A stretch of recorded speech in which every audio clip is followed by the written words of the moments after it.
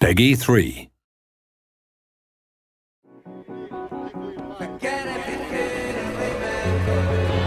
Welcome to the final developer diary for F1 2010.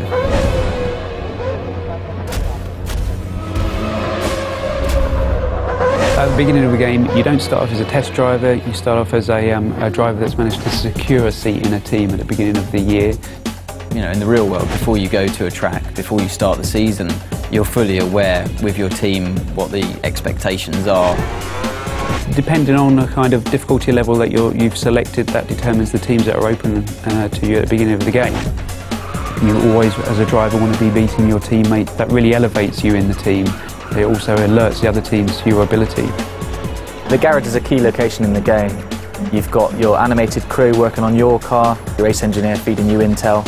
You've actually been lucky enough to have real race engineers get into the motion capture suits and really just perform the tasks that they do day to day. And that really is a great sensation when you come in there and you see your whole team around you and you really feel a part of that atmosphere.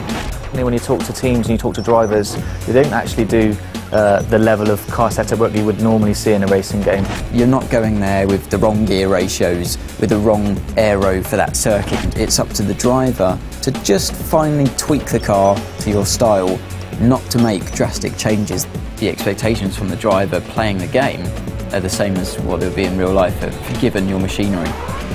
You know, at the end of the day, the teammate that you have is the only direct competition that you have through the whole season. There's a strange balance of having to work together, but also a desperate competition. Where it gets a little bit personal is when it comes to events like qualifying and the race, definitely, where you're just out there to beat him no matter what. Your agent, the media and the paddock itself are your feedback mechanism for how well you're doing in the game.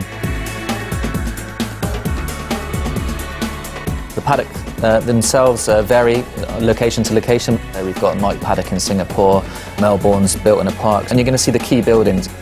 So the paddock's going to get busier, more press there, more pit girls hanging around, more rival drivers interested in you, the better you do on the track. We've got two different types of media in the game. You've got the impromptu media and you've got the press conference. When you speak to the characters in the press conference, it's usually about your race weekend performances. They're not so sensationalist.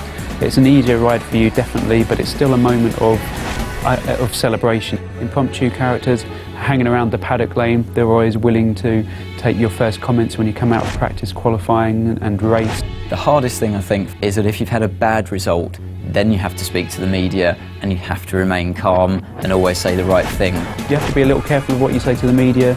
Sometimes you'll say things in the heat of the moment. You're the only one that you can blame at the end of the day if you slip and open your mouth and say something you shouldn't have.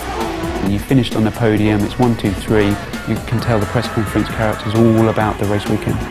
Those are all the things that I want to try and portray in the game as what happens in real life. Way beyond any computer game I've ever played before.